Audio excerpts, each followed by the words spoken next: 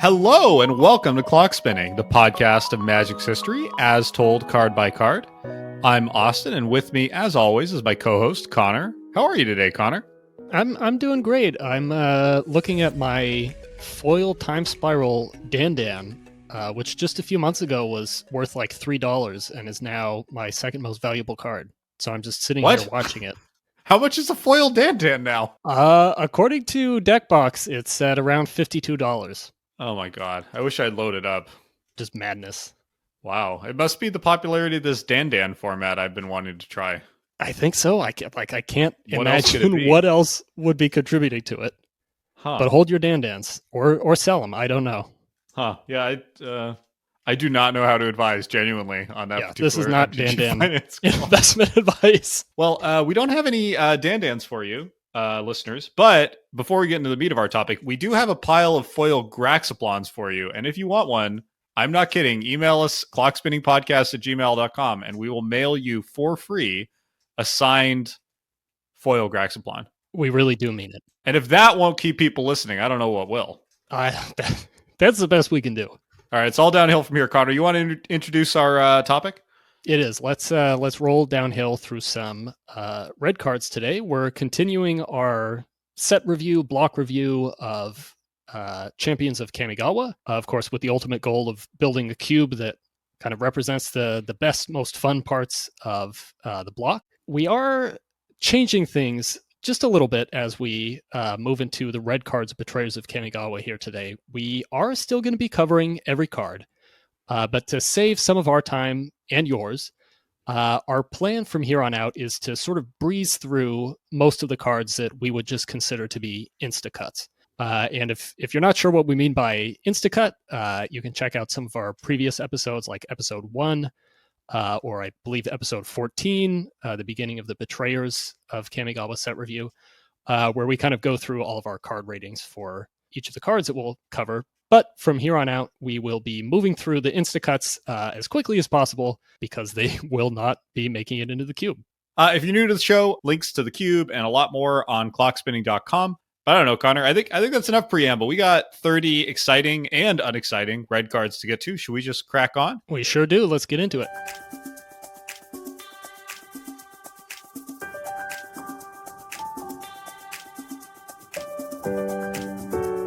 First up today, we have Akki Blizzard-Herder. 1 and an R for a 1/1 Goblin Shaman, common. When Akki Blizzard-Herder dies, each player sacrifices a land. In the flavor text, it remains unclear whether the Akki Shamans could in fact create storms or simply predicted them. The history of Kamigawa. This is the first of our easy insta-cuts that we're going to go quickly through. Not room, even in our cube, for 2-mana creatures that automatically guarantee a 2-for-1 in your opponent's favor. But I did like this Gatherer comment. On condition your opponent goes first, turn 1, Black Lotus, this Goblin Grenade. Trust me, they will get annoyed. It's funny. Divine Exodus. I'm not sure that's good, though. And honestly, if Black Lotus is not enough to make a card good, like there's no hope.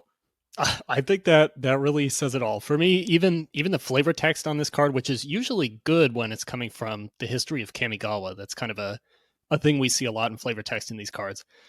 Even this flavor text is kind of a miss. Like, it's hard to tell if it's supposed to be a joke or what's happening there. So just everything about this insta-cut. Would you say it remains unclear whether this is a joke? It sure does. But what is not unclear, insta-cut. Okay, next up we have Akki Raider, also 1 and a red for a 2/1 Goblin Warrior. Whenever a land is put into a graveyard from play, Akki Raider gets +1/+0 until end of turn.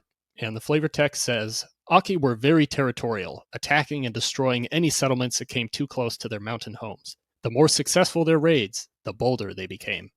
To me, this is just a 2-mana 2/1 with an extreme edge case upside, which feels like an insta-cut to me.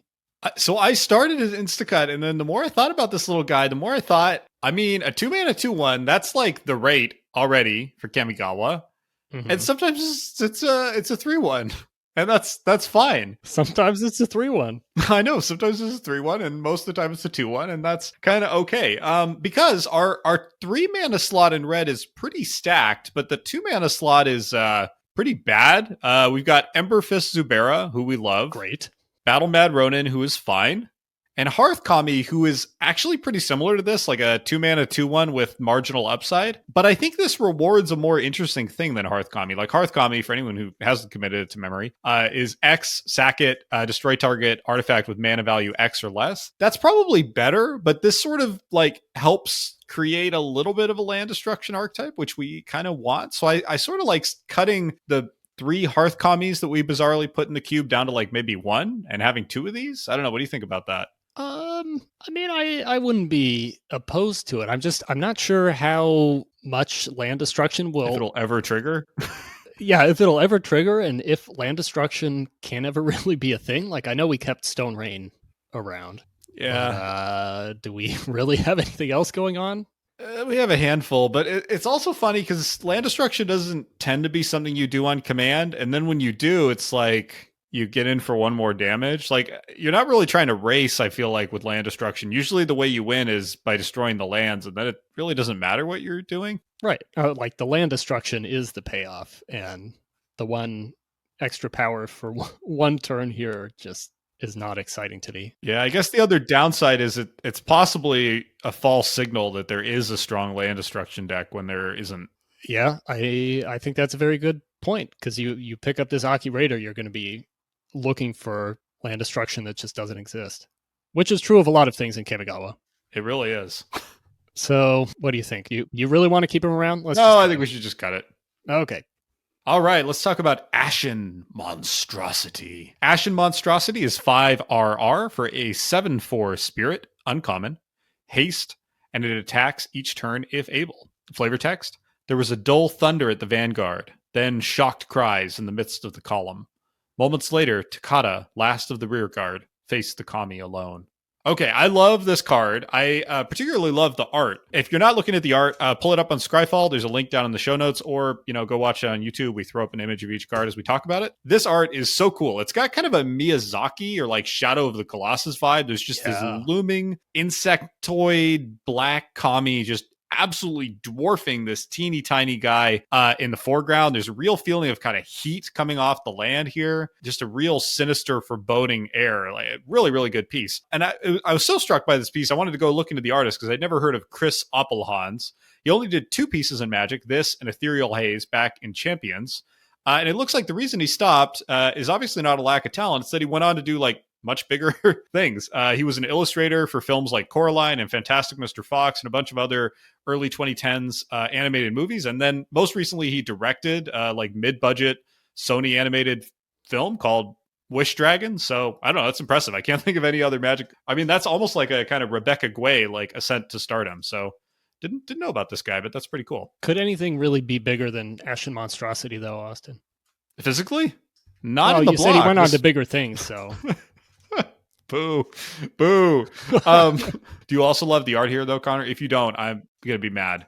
I really do. The art and the flavor text for me here are just fantastic. The flavor text mentions Takata. It says, moments later, Takata, last of the rear guard, faced the Kami alone. And you can really see that and feel just the terror and awe of Takata here as he's facing this thing down. Yeah, the complete futility of it is honestly, there's a lot of horror in this, like in a subtle way. Yeah, I mean, it is really a monstrosity. For me, it's a lot scarier than a lot of these kind of gross body horror Kamigawa ones. Like you put yourself into, once you notice the figure, you put yourself into his shoes and you go, oh my God, I'm just dead. Yeah, this is it. And maybe you are just dead if your opponent slams this on turn 7. Coming down on 7 mana is rough because that's probably like turn 7, 8, or 9. But like, this is a real body, right, Connor? Like just crashing in for 7 damage. Like that's a lot. 7 mana hasty 7/4 seems perfectly good to me in this environment. It probably trades down sometimes, but there's not that many things in Kamigawa that can deal with Ashen Monstrosity. If your opponent doesn't have something that can deal with it, it just ends the game. It's probably garnering some kind of 2-for-1 at least in most situations. Yeah, I would hope so. This guy is obviously like draft chaff, but he's got a sort of heroic draft chaff quality that I like. Like I like these kind of cards that are just all-stars and limited, or at least not all-stars, but genuinely powerful threats, even though they may not have a place in any other environment. Yeah, I think that's part of what makes, limited of any kind so fun, is it gives cards like Ashen Monstrosity a chance to be the star of a game in a way that they would never have in any kind of constructed format. So what's where are you at for rating and quantity on this? So I have the Monstrosity as a playable 1x. It's hard for me to see us needing more than one of these, just with how expensive it is. But I do think he's pretty playable. We're in the weird, rare situation where I have a higher quantity and a lower rating. So I'm a meh. I don't think this thing is like that powerful. I wouldn't be surprised if it somehow got cut eventually. Not because it's bad, but because like 7 mana is just a lot and I could see it never getting cast once. But I kind of like 2 of them. I just like them as some sort of crazy double top end for the red deck. Or maybe almost like a sort of free fallback top end for the red deck. I don't know that makes any sense. Of them. Why would you need to? You wouldn't. You wouldn't. Okay, fine. Okay, that's crazy. It's probably a 1x. Do you really think this is a playable? Like, I feel like there's a lot of multiverses where this card gets cut at some point. I don't know. I mean, I think if you have this to play on 7, I think it actually is pretty playable because it's I think it's going to be surprisingly hard to deal with. Yeah, but 7 drops don't get played on 7 in non-green decks. This is like a turn 8 or 9 play. Yeah, I think. Yeah, that's fair. And I think we cut Desperate Ritual, the one red card that I don't know have ripped out an Ashen Monstrosity. I don't think that would be good. Oh, it wouldn't be good, but it'd be kind of cool. It'd be fun. It'd be a story. Yeah. I guess meh is fine. I do want to mention that Austin and I think throughout most of this episode we'll be in pretty close agreement, but overall I have been more positive on these cards than Austin. At least when I put this note in here, he had only rated 2 cards higher than I did, so little foreshadowing. I think that's gone up a teeny bit, but not much. Okay. Yeah, red was widely considered the weakest color in Kamigawa Block Limited. And I think we just see that here. There are so many cards that have just no utility, or just like total chaff, like Akki Raider. We'll be seeing a possible no utility card in just a second here.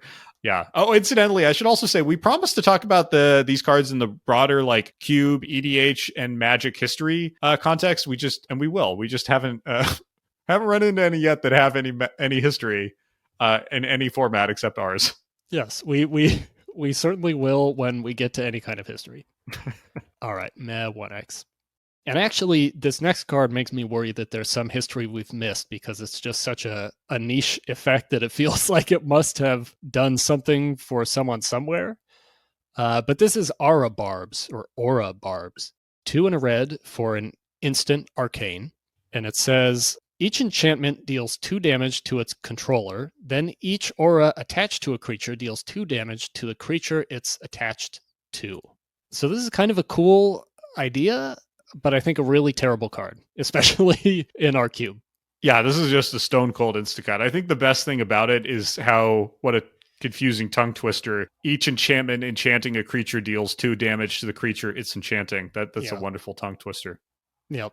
But we should do an episode on magic tongue twisters. Oh, that would actually be pretty fun. Or I don't know how we'd find them, but like top 10 magic rules text tongue twisters. I love that. All right. Let's cut the Aura Barbs. All right. Cut the Aura Barbs, but it may have given us some golden episode concepts. Okay. Let's talk about Blademane Baku. Blademane Baku is 1 and an R for a 1/1 spirit at common. Whenever you cast a spirit or arcane spell, you may put a key counter on Blademane Baku. 1. Remove X key counters from Blademane Baku. For each counter removed, Blademane Baku gets +2/+0 until end of turn. Okay, so this is part of the Baku cycle. There's 1 in each color. They all have the same get a key counter whenever you cast a spirit or arcane spell and then remove X of them to do X thing. This, I think, is the worst in several dimensions. 1, the art is just the worst. It's like a ball of, I don't know, curvy blades. It's a ball of blades. Yeah, it's a ball of blades with lion's feet in a sort of abstract mountainous landscape. It's just, the art's terrible. And the card, I think, is pretty terrible. I think this could be really good, maybe, or okay, if it wasn't like incredibly telegraphed and also an X1. Like anytime this swings in with key counters, it gets blocked. And then you spend some mana and trade. I don't like, whatever. Yeah. This is just an easy insta-cut, I think. Yeah, it is an easy insta-cut.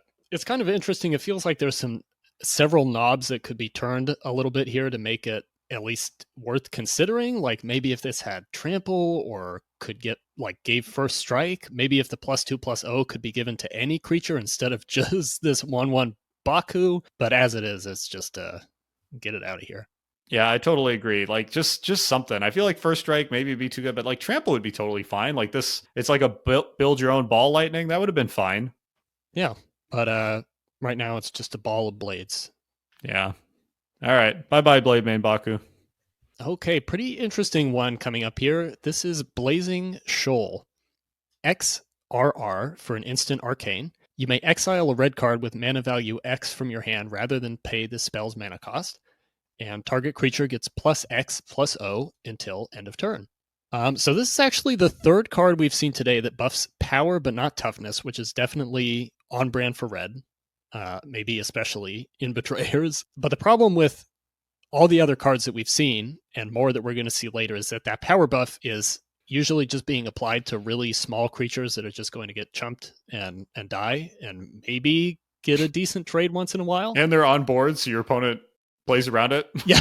Yeah, they know it's coming. Like we were just saying for Blademane Baku, without any kind of sneak attack potential or trample or first strike, that power bump, I think a lot of times is just meaningless. This, on the other hand, lets you put that buff anywhere at instant speed, and I think could be a pretty decent finisher sometimes. Yeah, I think this thing is quite solid. It's got that end the game out of nowhere potential you mentioned too. I don't know, if you exile Ashen Monstrosity, our buddy from earlier, like +7/+0, like you can abruptly kill an opponent on like a decent life total with 0 mana up kind of out of nowhere. And of course, you can use this wherever you need to, right? Like this can let a 1/1 token end the game, and that's pretty powerful. I do worry I'm forgetting the quadrant test here, but like this is not good when you're behind, for example. It's pretty good when you're ahead. It's not good in development. It is good at parity to very good. The thing about Kamigawa is parity is like the most common part of the quadrant. Like so many Kamigawa games end up in this sort of stalemate where you're looking for a bomb or you're looking for some way to like accrue advantage that your opponent can't keep up with. And this is like a way to punch through that's pretty much has no parallel. There's nothing else in the block that can do something like this. Which is pretty strange because I think of this as a very like kind of a core part of Red's color identity.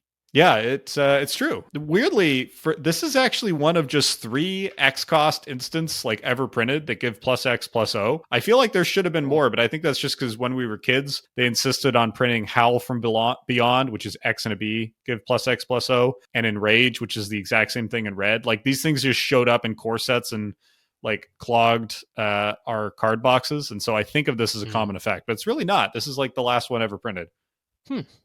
So that's some trivia. Also some trivia. This is one of just 4 cards in this block that are banned in Modern, which I think is sort of wonderful. The others being Glimpse of Nature, and then the more iconic Sensei's Divining Top and Umizawa's Jite. And this was banned actually right after the first ever Modern Pro Tour. When this saw play in a mono blue deck, it saw play in mono blue Infect as a way to just kill instantly in one shot, right? Your opponent gets in with their random 1 mana 1/1 Infect Dork. They Blazing Shoal, exile Dragonstorm, infect you for 10, and you lost the game on turn 2. And Wizards decided that was a little too fast and good for Modern. And so this has been banned in Modern since almost the inception of the format. I wonder if it would still need to be. I wish I'd listened. MTG Goldfish did a series recently on what cards could be safely unbanned in Modern. I don't know where they came down on Blazing Shoal. Oh, yeah. I wonder if it was in there. Modern has developed quite a bit in the last 10 plus years. Yeah. The Blazing Shoal doesn't seem quite as disgusting, maybe. So where are you at in this thing? You seem pretty high on it, Connor. I have it at playable, I think mostly because of the sort of the surprising uniqueness of this effect and the fact that you can, pitch it even when you can pitch something to it even when you're completely tapped down. It does make me pretty sad that this doesn't give trample, but red is really not at all a trampling color in Kamigawa. There's literally only one red card in the block that says anything about trample, and it's the 5-color Genju of the Realm. So trample is just not a thing in red. I also feel like you don't need trample that much here because like you can punch through with anything plus Blazing Shoal. Yeah, I'm just kind of, imagining a not uncommon scenario, like you were mentioning, where the board is at parity, maybe also in terms of number of creatures that you and your opponent have, and you just get everything blocked. If they like let your 1/1 through and then you Blazing Shoal it, that's great. But Well, it's probably not great. I feel like it's probably meh. Well, that's greater than if everything gets blocked. Yeah. So what's your rating? I'm a meh on this thing. I think it's pretty good. I feel like it's playable. I kind of want to stick with playable.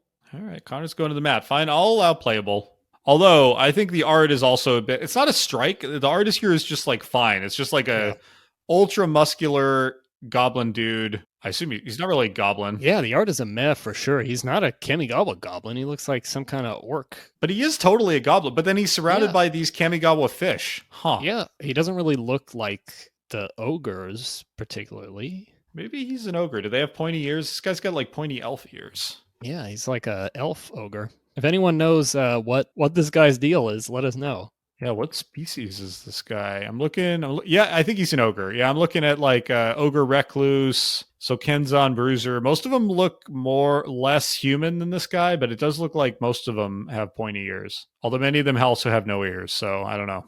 Yeah, IDK. Still the miss for me. Yeah, big mess. But a playable card, 1x. All right, let's go to Clash of Realities. Clash of Realities is 3R for an enchantment at rare. All spirits have, when this creature enters the battlefield, you may have it deal 3 damage to target non-spirit creature. All non-spirit creatures have, when this creature enters the battlefield, you may have it deal 3 damage to target spirit. This is a weird card. Oh, I should also say before we get into why we are both instacuts, this is a weird card, but I do like the art here quite a bit. It really depicts a sort of cosmic clash of realities between this kind of scary, I don't know, scorpion, demon, kami guy, and some badass Kumano or Kumano acolyte monk fighting over a lava field. It's very cool. Yeah. The card itself, it's almost like a winter orb for Kamigawa Limited, and that it just like slows the game down. By the way, I hope I'm the first person to ever compare this to Winter Orb. But it just kind of slows the game down, but doesn't add anything that interesting or exciting. Like you can't build around it because it's so naturally symmetrical that I don't know. I don't see how this ever does anything. I think it's just an easy insta-cut. Yeah, my first read of this card was this is a build around effect, and then you think about it for another 1 to 2 seconds and realize that it's basically impossible to actually build around it at all because you don't know and can't control what your opponent is running. Even if you have the spirits or the non-spirits to create your own synergy of clash of realities, like you can only the spirit can only target a non-spirit and vice versa. So it's just and all of your opponent's creatures are just going to be doing it back to you. That's what I just don't see how in our environment, at least, the symmetry here seems sort of unbreakable. Yeah, that's totally right, because if they have things you can target with your spirits, let's say, then that means they also have things that can target your spirits. Yeah, just a weird card. Yeah. I will say, as a quick aside before we cut this thing and move on, this seems awesome in Kaikar, the general who I think he's a Jeskai general who makes spirits whenever you cast an instant or sorcery. That seems hilarious to just keep dropping these little spirit tokens and have them pew down your opponent's board. Unless they are also spirits. But you've got I see. Well, yeah, but I mean, come on, and this is a rare, by the way. Yeah. This is the kind of rare that you got to open back then. But seriously, only 86 out of 7,482 Kaikar decks run this, and I think that's a travesty. That's a big miss. Also, I remembered Kaikar. Kaikar triggers off any non-creature spell. So, just want to say, beautiful. Seems good. Somebody play this. It's worth a slot. All right. Not in our cube, though. Nope. not a slot here. Okay, I think we'll probably be in agreement that this next card is not worth a slot anywhere, ever. This is Crack the Earth. R for a sorcery arcane. Each player sacrifices a permanent. And the flavor text says, as the war progressed, the destruction the Kami caused became more widespread and less predictable. Observations of the Kami War. I think this is pretty predictably awful in almost any situation you could play it in Kamigawa Limited. My only comment on this in the spreadsheet is just wow. Yeah, my only comment I don't think I can say on this family It's unprintable, or on we can't say it on air. Yeah, it's an Instacut. All right, let's just cut this bad boy. I will say I'm sure someone somewhere has found some fun things to do with this. They're probably not great things, but they are fun things. But I couldn't find any historical record of that, and in our cube, I don't think they're possible. Okay, let's talk about Cunning Bandit. Cunning Bandit is 1 RR for a 2/2 human warrior. He is a flip card. Whenever you cast a spirit or arcane spell, you may put a key counter on Cunning Bandit. At the beginning of the end step, if there are 2 or more key counters on Cunning Bandit, you may flip it. So 3 mana 2/2, when he gets 2 or more key counters, he flips at end of turn into Azamuki, Treachery Incarnate, Legendary Spirit, 5/2, remove a key counter, gain control of target creature until end of turn.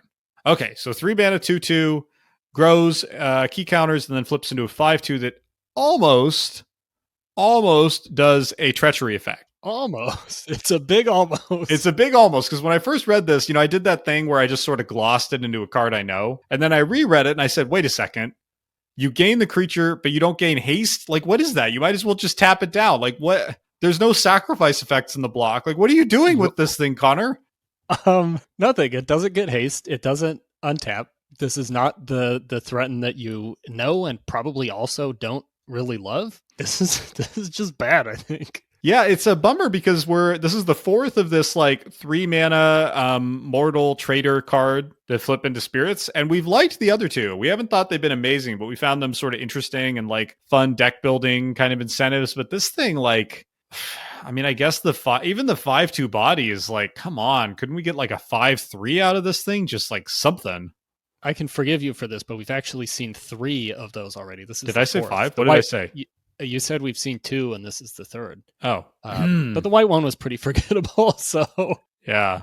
But all of those other 3, I think, can do something. Like the white one protects from damage. The blue one kind of counters spells in a sort of interesting way. The black one gives anything fear for kind of a finisher. This, I guess, removes an attacker or blocker for 1 turn. No, not even an attacker, just a blocker. Yeah, in... Oh, you can do it at instant speed. Yeah, okay, so you could use it to steal a creature and then block with it.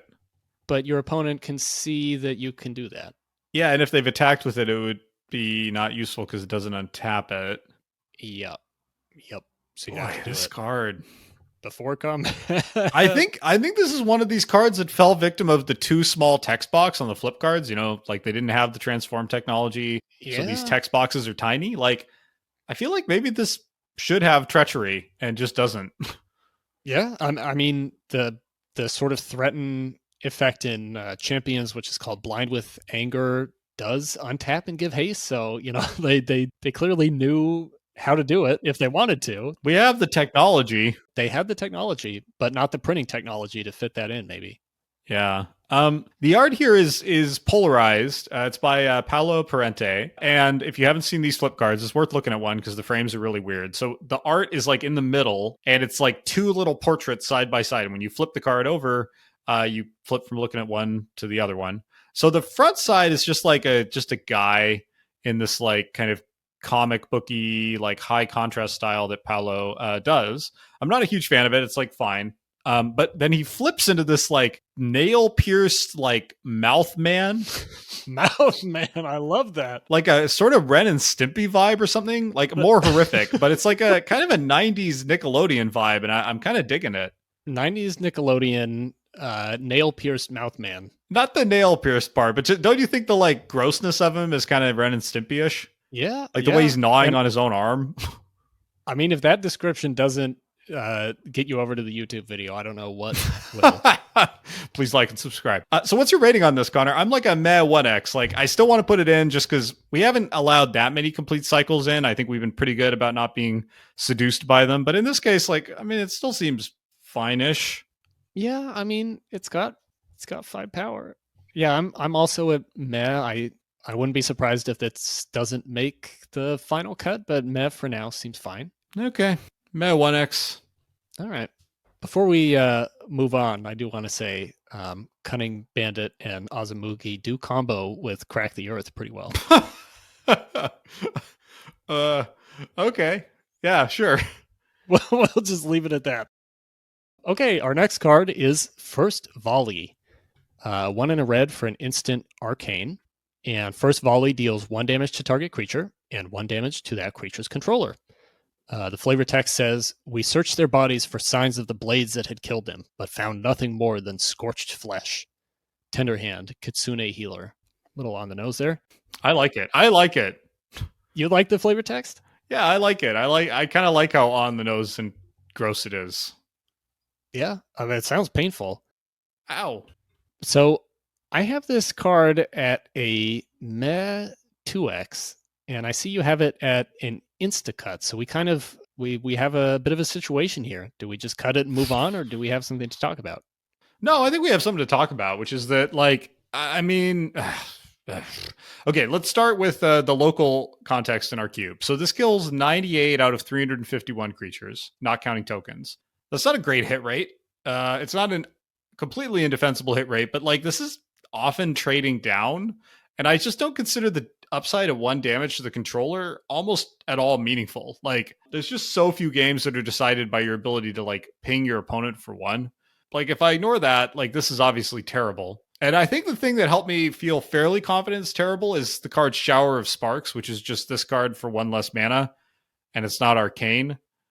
And that card is a dog. That card is like stone cold unplayable. And I knew that even when I was 14 and opening my first Onslaught packs. I'm incidentally like, I think this is a good example that Wizards seems to think like being arcane is worth 1 mana.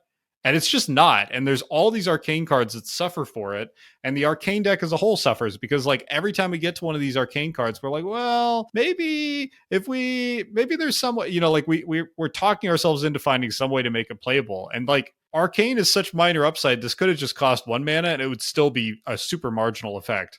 Okay, I completely agree with all of that. This should cost 1 mana. And even then, I think is not that good. What gives me pause and makes me think that maybe its meh is that it's contributing to our arcane density in the cube. So this is definitely not a meh in any other context, but we've had some comments on arcane spells that we've rated in the past and generally rated very low, that in order to make arcane work or be a thing at all in the cube, which I think we, at least in theory, would like it to be, there needs to be some certain density of arcane spells for you to splice things onto, or to trigger Spiritcraft, or to make other cards more relevant. So I don't think that First Volley is good in any sense, but it can kill close to a third of creatures in the cube and also be an arcane spell. Okay, so I have a couple bad arcane spells coming up later that I'm hoping to parlay into a mediocre deck. So I'm willing to listen to this. I'm willing to come up to your Meta 2X. Yeah, I think what makes these really hard to evaluate for me is that many of these arcane spells are obviously bad, but I think what's hard is figuring out how many we would need and how many copies of particular arcane spells to really make this archetype a thing, some kind of arcane spell slinger thing. Yeah. And I just don't know if we need the First Volley to make this work. It's kind of like Storm and Vintage Cube. It's like a bunch of otherwise unplayable cards. You know, they're only useful for 1 archetype. It's just that here it's like, are they even useful in that archetype? Like, is that archetype even capable of existing? Yeah. Is there any kind of payoff? We still don't know. Yeah. I don't know. I'm fine starting with Meta 2X, though. Okay. Before we move off of this, I have to say the art here is like competent, but utterly boring. Like, it's just, I don't know. It looks like something from a like second-rate TCG to me. You know, it's just some fiery shurikens like arcing through the air, and there's nothing bad about it, but there's also nothing like evocative or interesting. There's really nothing that's like, oh, this is why it hits the controller and the creature. I mean, this could be anything. There's really not even that spirity. It's just a card. To me, these look like some kind of blade birds that you would see in Theros. It looks like an enchantment creature. Oh, that makes me with like the little it even constellation. Less. They do look very bird-like going on there, huh? Right? They almost should have leaned into the bird-like thing more, because one of my beefs with this is it doesn't really look like an arcane spell. Yeah, it's like a ninja spell. Yeah, I know. Are the spirits observing the ninja world? they're the spirits are watching. They're like, man, that shuriken thing, that's pretty That sick. ninja tech, that's pretty good. We should get in on this. Yeah, we got to start throwing some of those. Anything else on first volley? Nope, that was my first, second, and final volley on first volley. Oh, I like it. Thank you. All right, let's talk about Flames of the Blood Hand. That is an awesome name, by the way. 2R for an instant and uncommon. Flames of the Blood Hand deals 4 damage to target player or planeswalker. The damage can't be prevented. If that player or planeswalker's controller would gain life this turn, that player gains no life instead. And the flavor text: many ogres extracted blood oaths from the Oni they summoned. Others simply extracted blood. The Oni have blood? Okay, can we start there, Connor? I'm super confused. I thought the ogres were subordinate to the Oni, but here they're like extracting oaths from them and extracting their blood. Like, help me out. I'm really confused by this. This almost feels like the words ogres and Oni were put in the wrong place. Absolutely. It was supposed to be the Oni that extracted blood oaths from the ogres, and others just extracted blood. Also, the art here is really gross. But like the thing in the art looks like an Oni. It does. I guess it could also be an ogre. Now you mention it, he doesn't have the third eye, does he? It's hard to tell because he's so bloody. Feels like a 2-eye situation to me. Okay, so that out of the way. So apparently when I first rated this, I rated this at build around 3x, and I stared at that for a solid couple of minutes and thought, like, was I on drugs? Like, I have no idea why I rated this a build around 3x. I don't see it as a build around at all. That said, I feel like this card is kind of a meh 2x. I feel like there's maybe a Burny deck taking shape here. Unfortunately, it's mostly arcane, and so the fact that this isn't arcane is very annoying and painful. But still, like, 4 damage is a lot of damage, and not hitting creatures is, of course, a tremendous downside. But, like, I don't know, you hit with 2 of these, and, like, that's a very big chunk of your opponent's life total. And 3 mana isn't that slow in this format. I think this seems fine. Like, white has enough life gain for the second part of this to sometimes matter. And there's certainly plenty of damage prevention in white, though we cut almost all of that. We need to put a lot of that back in, I think, by the way. Yeah, I think that might need some reevaluation. This is also a hard counter to Candle's Glow, so... Whoa. So maybe we need to be careful with that. I don't know if I wanted it in that case. Yeah. One pretty fascinating thing about this card is I found some limited evidence in ancient Reddit threads that this was, like, played in Modern very early on in, like, budget burn lists before Skullcrack got printed. This was just, like, a desperate attempt to get a little more reach and burn. I say this in a skeptical tone because honestly, it's hard for me to imagine this was ever true, but it seems like it might have been. Wow. This, from my own little bit of digging around, I found that this did appear in seemed to have been some top standard red decks back in the day. Presumably is something you would bring in against life gain. Like in a red deck wins kind of deck, or? Like just sort of a mono red burn style deck. I wish I'd put the link here. I can go find it for the show notes. I mean, this is like Char. Like, this is, I mean, obviously it's not as good as Char, but this is like the Char number. 4 for 3 is not that is, I mean, that's the cheapest you can get for. You can't get 4 for 2. This also seems to see some extremely fringe play in EDH in like very burn aggro focused decks with commanders like Solfim, Mayhem Dominus, Torbrand, Felden, which I don't really understand. Connor, why is this played in 42% of Karizhev Skyship Raider decks? That's a good question. I genuinely don't understand it. Like, are those decks just like trying to burn you out? I don't know. Just really confusing. Yeah, I mean, like, I guess it's sort of the same as like Felden, I guess, where you're just trying to be as aggressive and fast possible. Boy, I just cannot imagine that's a good plan in EDH. Yeah. Like 4 damage against 40 life times 3. To be fair, Felden only apparently commands 75 decks and Karizhev only commands 227. So that's pretty marginal. Yeah, that's pretty. Torbrand, for comparison, commands almost 5,000. So pretty edge case. Okay, then. What's the rating on this thing? I have it at a meh 2x. I feel like that's exactly right. All right. Excellent. Okay. Let's go on to what is definitely an ogre. It's a Frost Ogre. 3 red for a 5/3 Ogre Warrior. That's it. Flavor text says, Mountain ogres allowed blizzards to sheathe them in ice, both to reinforce their armor and to hide their pungent musk from potential prey. Ew. Sure. I really have nothing to say here. This is a really, really boring instacut. Yeah, this is the most insta-cutty. I mean, this is an example of a card that, I don't know, it might actually be fine. Like, I don't think it would be indefensible in our cube, but just, you know what, actually, Connor? I think this should be a Meta 1X. I had it as an insta-cut, now I'm doubting it. Come on. It's just such an iconically bad card. But it's, I mean, we're trying to highlight what made Kamigawa cool and interesting, right? And that's not Frost Ogre. Being iconically bad really really good enough to make it in? Not. Like, we can't allow that. But look at these kind of John Avon mountains behind him. But they're not even John Avon mountains. They're Dan I know, Scott but they're pretty mountains. John Avon-esque. No, we can't have a Frost Ogre. Fine. Get him out of here. Fine. We'll cut it. I mean, that's what I wanted all along anyway. Not really. I love you, Frost Ogre. Connor made me do it.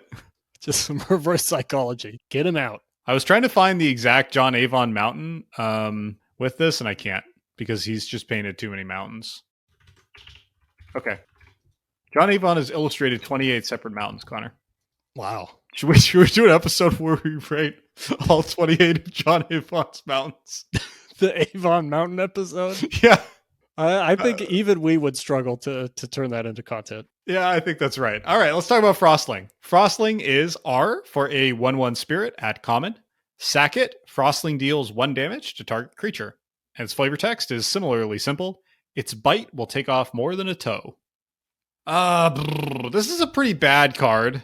It did see some play in standard and like red deck wins, although even then, Mike Flores said about it, is this the worst Mog Fanatic ever? Frosty is also the only Mog Fanatic we have right now. This card, when strategically held back, gives red deck wins and wins an unexpected chance for that brass ring we all reach for in Magic, the elusive 2-for-1. Which brings me, of course, to our classic moment in clock spinning, where we talk about damage on the stack. Mm-hmm. But Connor, I don't know the damage on the stack is enough to save this thing in a limited environment. Like one for one. Like, sure, in red deck wins, where you're just trying to overwhelm your opponent with tempo and you play terrible cards like this or Jackal Pups, can handle that. But I don't see us being able to run this in a large enough quantity for this to do what it needs to do.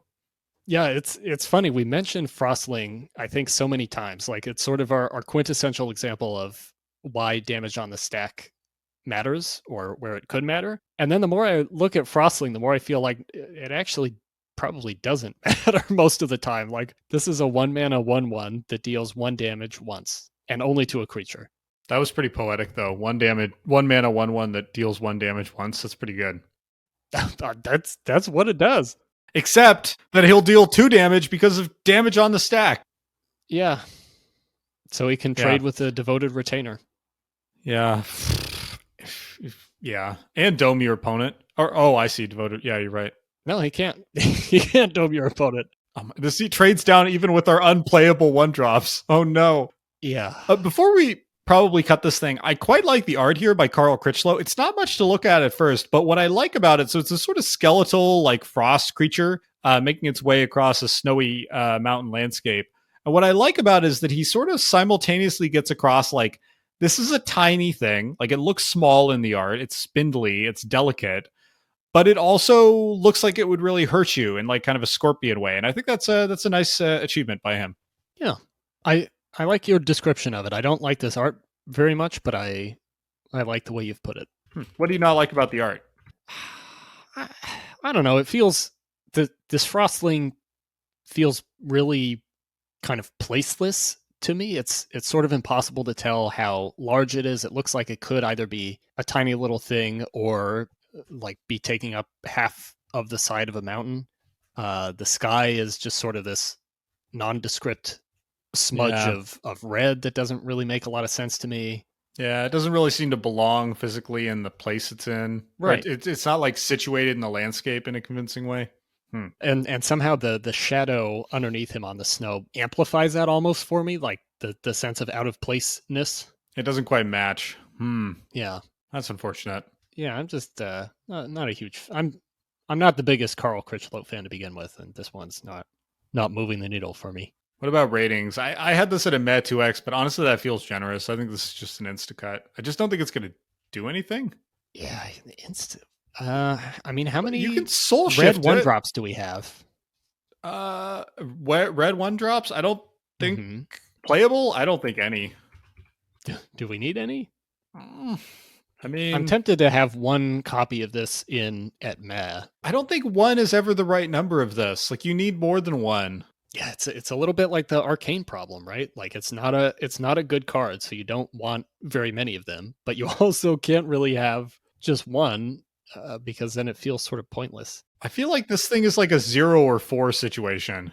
Yeah, but it's our damage on the stack mascot. I don't know. This is tough. Yeah, so maybe it's 4. Just say screw it. We go to 4 and then we cut them all later. 4 Frostlings. I don't know. Connor, we have 3 Lantern Commies and 3 Devoted Retainers. And I think 4 Candles Glow still. Well, see, that is objectively correct. Yeah, I mean, that's an unimpeachable rating or number of cards. Okay, maybe we do say 4 Frostling and, at the very least generate some controversy. What about calling it a build around? What are we building around it? Aggression. Okay, it's a Meh. All right, it's a Meh 4X. The classic aggression archetype. Yeah, I don't know. All right, fine. Painting Meh with 4X. broad strokes here. Okay. All right. Sure. All right. Hold on. You said a beautiful almost tongue twister with all your ones earlier, and that's bringing me back to Barbs. If we do a tongue twister episode, I don't know a good Scryfall search for that. So, listener, if you know a good Magic rules text tongue twister, like, please email us or comment on Reddit or YouTube. I genuinely would like to build a list. So please tell us. Yes, I think we're at 2 already. Okay, let's move on to Fumiko the Lowblood. This is 2 RR for a 3/2 legendary human samurai. And Fumiko the Lowblood has Bushido X, where X is the number of attacking creatures. And since this is our first samurai we've seen today, I'll just say what Bushido does. Whenever this creature blocks or becomes blocked, it gets, in this case, +X until end of turn. And then creatures your opponents control attack each combat if able. So this is a really interesting card to me. I started out at playable on Fumiko, and then the more I thought about this card, the better it seemed to me. At first glance, she kind of gives the impression of being very aggressive because of this Bushido that's growing based on the number of attacking creatures. But I think her real power is pissed off in her art, like really. Yeah, mad. she's like charging at you and the frame is like super close up on her in a way that I feel like we don't often see with many cards. It's like very zoomed in, which gives even more of this sense of aggression and anger. Yeah, I feel like it's breaking. I don't know what this rule is, but I feel like it's breaking some kind of compositional rule I didn't know existed. It's sort of off-putting, right? Like she's just sort of taking up too much of the real estate. Yeah, I'm sorry I interrupted. You were going somewhere, but yeah, where was I going? Oh yeah, I think her real power is on defense, even though she looks like literally her art looks very aggressive because this Bushido buff that she gets applies for any player's attacking creatures. And because she forces attacks, this means that you can use her to pick off your opponent's attackers one by one. With her becoming more powerful, the wider your opponent's attacking board is. And then this gets even better when she's really in her element with some other samurai who can then Bushido down your opponent's board. I really like this card. I find it weird. I feel like it will challenge a drafter in that I think it's the art, honestly, and the name that makes you assume, and the fact that it's red that makes you assume this is an aggro card. But I think this is actually like an 80% defensive card, at least at first. Yeah. Which is weird in red. But that seems very Kamigawa, honestly, to have like a red seemingly aggro card that's actually a defensive card. That seems sort of on brand. One other very surprising thing about this is this shows up in a lot of EDH decks. I mean, it's by no means like an EDH staple, but this shows up in 11,500 decks, which is pretty incredible for That's good. Yeah, for something that looks marginal on the surface. That's super impressive to me. Yeah, I saw her appearing in lists with commanders that force your opponents to attack or punish them for attacking, like Casual Tyrant of the Cliffs, which I think is kind of an awesome idea to include Fumiko in there. That's like more than Hugure, the Still Wind. That's not bad. If you're beating a ninja in EDH, you're doing pretty well. Yeah. Within Kamigawa, I like that this card really has a lot of potential play patterns that could come up. You could use Fumiko to just sort of pick off your opponent's creatures one by one, like we were talking about. You could use this to just kind of take the attack from your opponent's weaker creatures and then get them on the backswing after they're forced to, tap down with everything. So interesting modes to this card that I think we don't see with most of Kamigawa. Mm-hmm. One other thing that's uncommon about this is just the effect itself, not the Bushido part, but the creatures your opponents control attack each combat if able. There's only 6 of this effect in Magic, 3 in red, 1 in Rakdos, and then 2 in blue, interestingly, which are Angler, Turtle, and Pursued Whale. So this is a pretty unique effect just across the course of the game. And some of those are more conditional. This is like a very, very unusual card. Good job, Fumiko. Oh, one other thing I wanted to mention as we're just singing the praises of this card. I came across a pretty fun Star City Games article from back in the day about a deck that was built to basically find Umezawa's Jite as fast as possible, which in Kamigawa terms meant using Godo, which is a 6-mana creature that tutors up an equipment. And then this deck meant to find Jite basically ends up having a bunch of other samurai, including Fumiko, because samurai are good with other samurai. So I thought that was just a fun little place for her to pop up to. Yeah, what a great card. Sort of unassuming on the surface. Yeah, I think you said you had this at auto include, right? I do have this as an auto include. It's so much more interesting than the average card that we've looked at, and I think so much better than most red cards that we have seen or will see that I don't see a situation where we would cut this. Yeah, I'm right there with you. Let's call it an auto include. All right. Let's talk about Genju of the Spires. My favorite cycle continues. Genju of the Spires is R for a enchantment aura.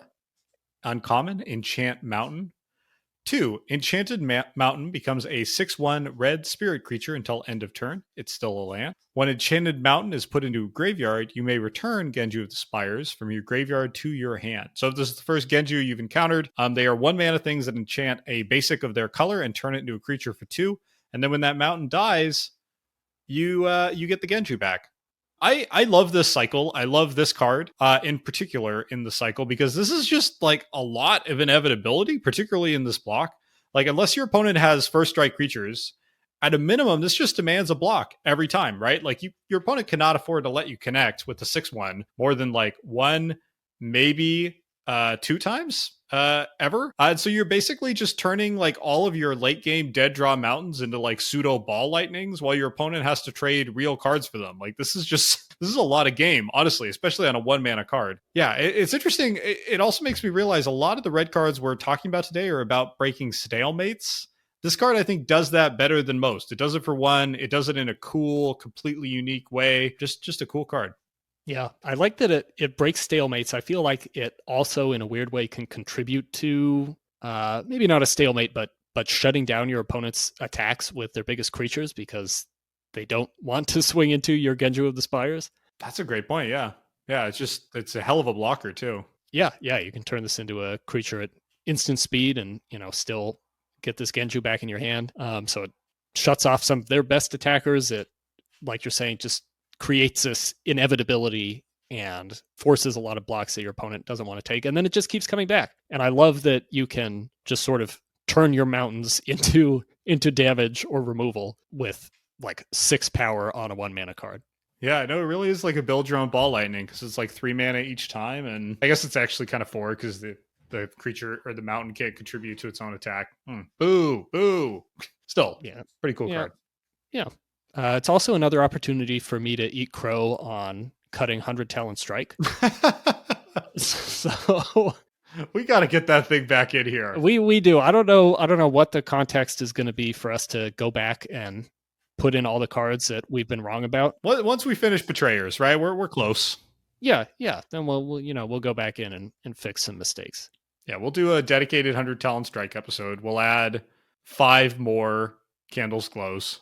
So I've been an auto include 1x on all these. I feel like this is the most auto include of them all. So auto include 1x for me. I don't know about you. Yep. I think that is spot on. Boom. And honestly, I wonder if this could make it in like a marginal cube. Actually, I wonder that. And then I in fact know it can, because Cube Cobra says this is in 1100 cubes, which is not an incredibly huge number, but it's pretty solid for a random Kamigawa block uncommon. So props to you, Genju of the Spires. And honestly, I wish I could squeeze this into my cube, because I think of the whole cycle, this is probably the most viable. It's certainly the most reprinted, which I think speaks to something. Yeah. I mean, 1100 cubes is pretty good. Probably beats most enchant mountains out there. Is this the only enchant mountain? I feel like it probably is. It probably is. I don't know.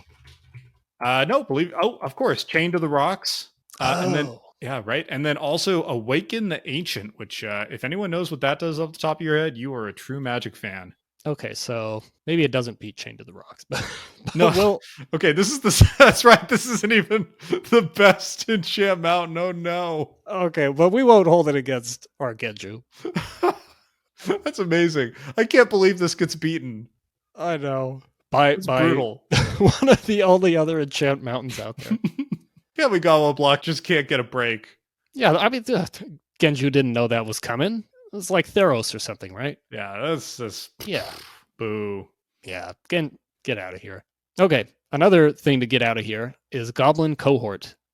1 red mana for a 2/2 Goblin Warrior.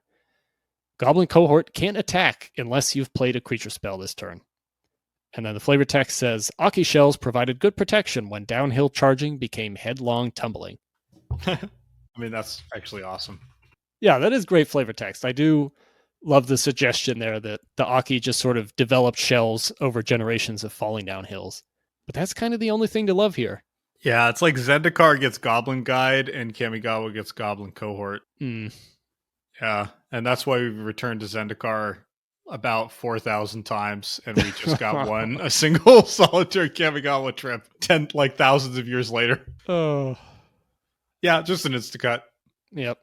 Okay, let's talk about what, I don't know, Connor, is this next card? Do you think this is the most famous red card from this set? I feel like it probably is. I think it must be. All right, let's talk about the big boy himself, Heartless Hidetsugu. 3 RR for a legendary Ogre Shaman, 4/3 at rare. Tap. Heartless Hidetsugu deals damage to each player equal to half that player's life total, rounded down. Flavor text. Hidetsugu held over a dozen Oni in Blood Oath.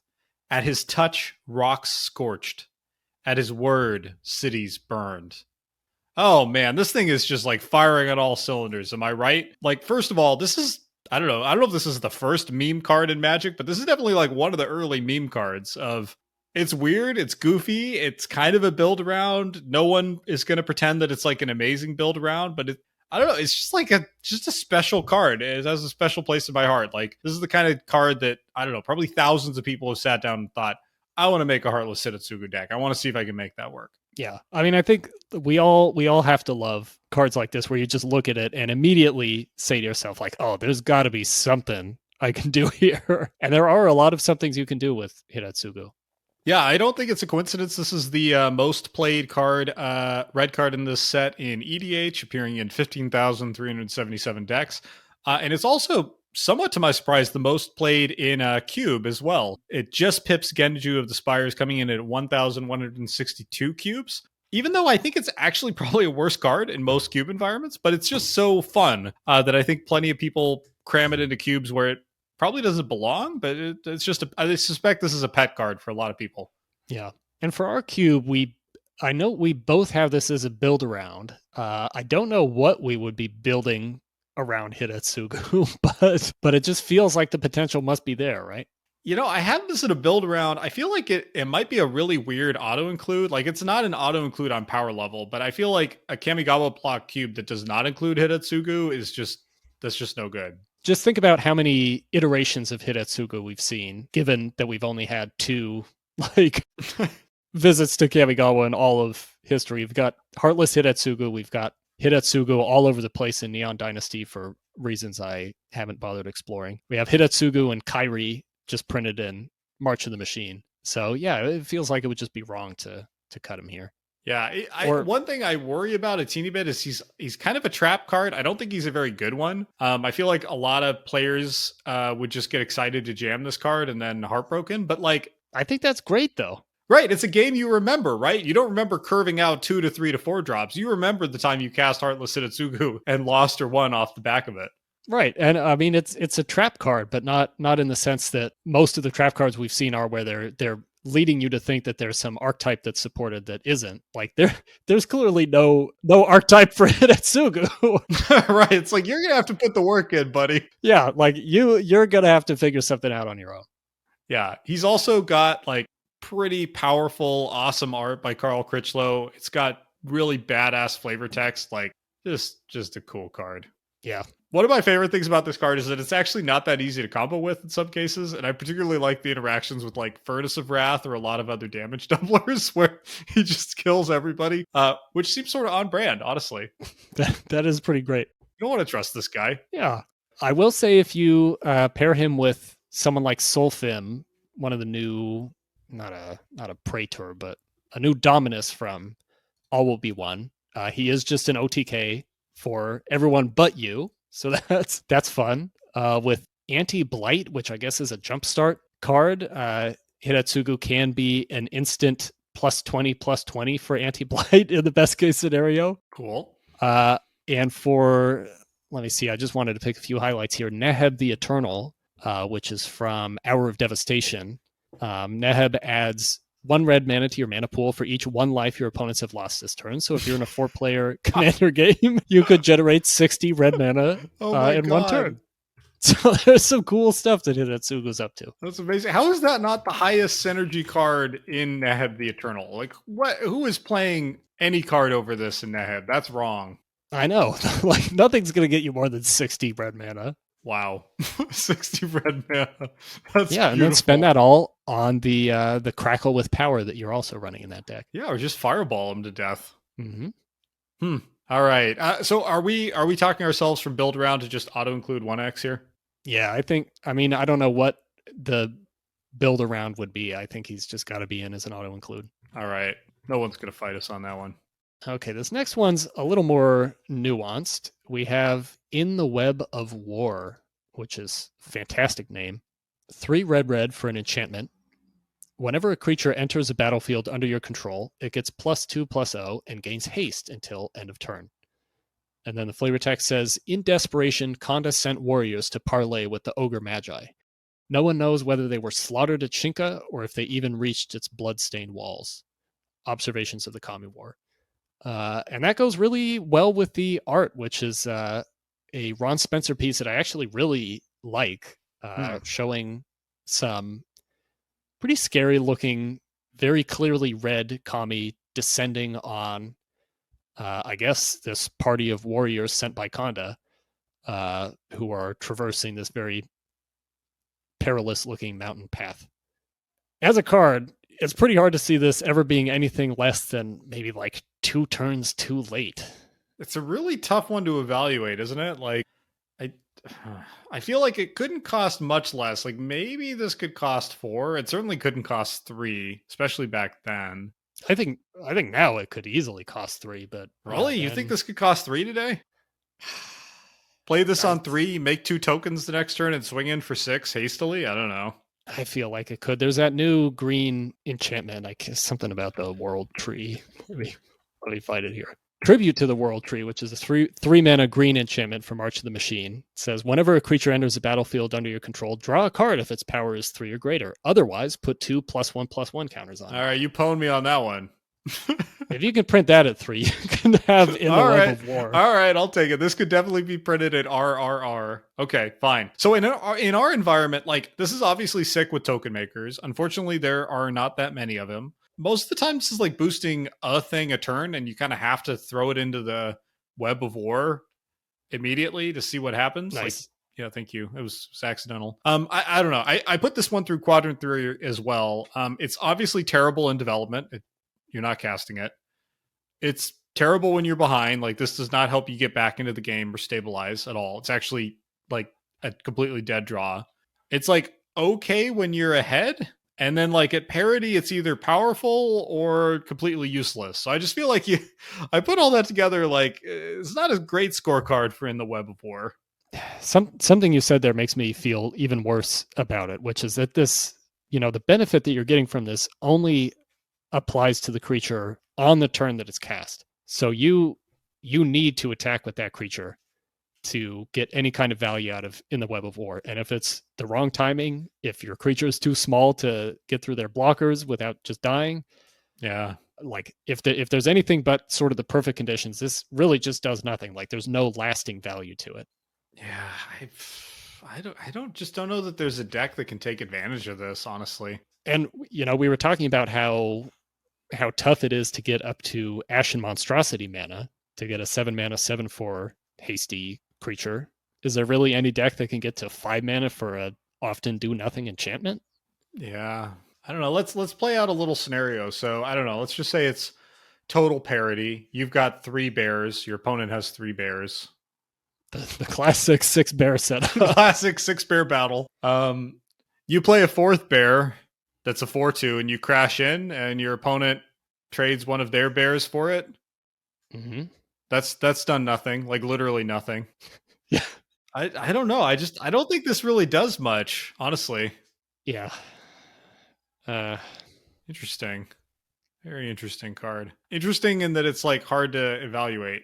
I got another one for you. Another modern comparison. Another unfair comparison to a modern card. Bring it. In Reckless Stormseeker, which is from Midnight Hunt. It's a 3 mana 2/3. Speaking of being able to print this at 3 mana, 3 mana 2/3 creature that gives another creature or this creature that you control +1/+1 or +1/+0 and haste until end of turn. Yeah, and I've never seen that thing cast either. All right. So I accept that. I don't think this makes it. I do like it with the Time Spiral card, Primal Force Mage, that gives whenever another creature enters the battlefield under your control, that creature gets +3/+3 until end of turn. You put that together with this thing. Now we're cooking. Each of your creatures get +5/+3 in haste. I mean, that's game. That's a big game. That's something. We don't have that in this set, though. Nope. Did we just talk ourselves down to Instacut for this very unique card? Yeah, we both started at meh, but I can't see this ever getting cast. I didn't hear us say anything meh-worthy, and that's a low bar. You mean that would make it good enough to be to achieve a meh? I really didn't. I think that says it all right there. All right, let's Instacut it. All right, next up we have Ire of Kaminari. Ire of Kaminari is 3 and an R for an instant arcane at common. Ire of Kaminari deals damage to any target equal to the number of arcane cards in your graveyard. And the flavor text: Thunder broke the brittle silence over the Urava. A surge of raw energy lifted the soldier's body into the air, and briefly, in the heart of the flash, he saw the face of a god. Great Battles of Kamigawa.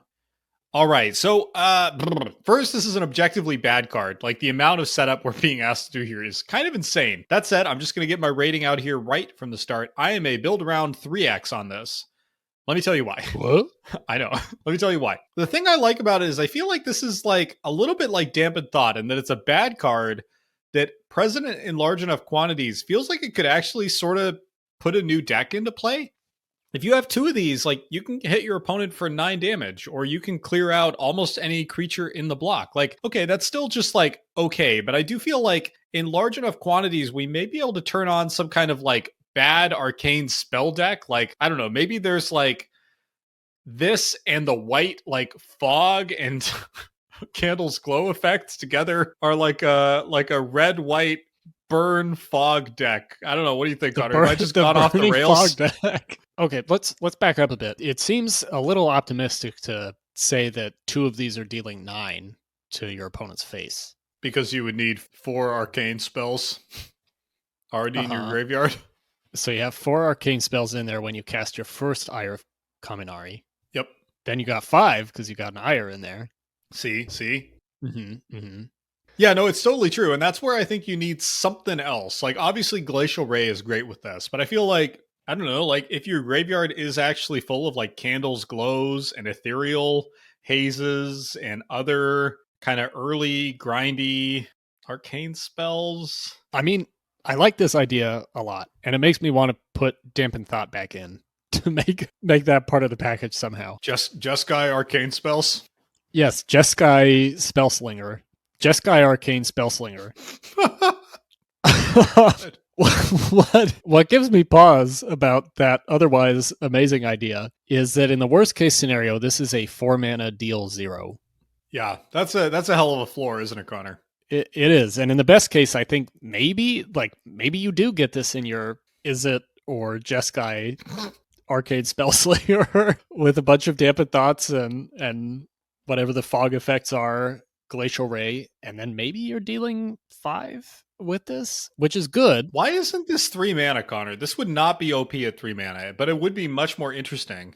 I wanted to ask you, how would this card need to be changed for you to like happily include it in the cube without needing to agonize over whether it's possible?